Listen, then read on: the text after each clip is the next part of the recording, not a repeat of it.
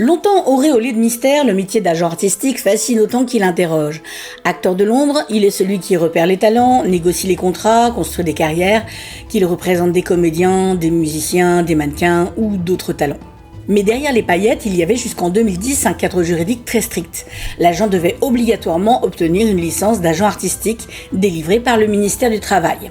Cette autorisation garantissait un minimum de protection pour les artistes, notamment pour des questions de rémunération, de conflit d'intérêts ou de durée de contrat.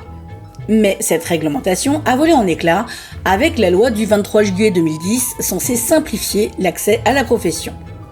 Résultat, il n'est aujourd'hui plus nécessaire de détenir une licence pour exercer ce métier.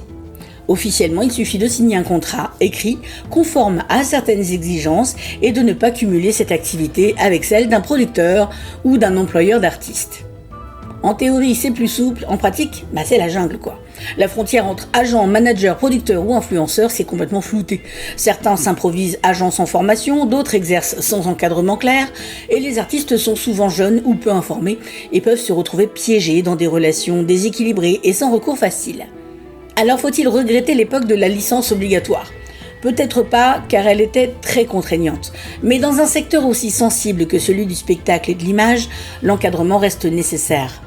Et lorsqu'il s'agit d'artistes mineurs, la vigilance doit redoubler. Enfants comédiens, mannequins, adolescents ou encore influenceurs, ces profils sont de plus en plus présents dans notre industrie culturelle et médiatique.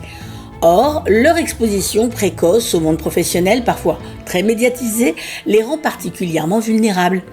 Alors des dispositifs existent comme l'obligation d'une autorisation administrative préalable pour le travail des mineurs dans le spectacle ou encore la nécessité d'un encadrement familial ou judiciaire.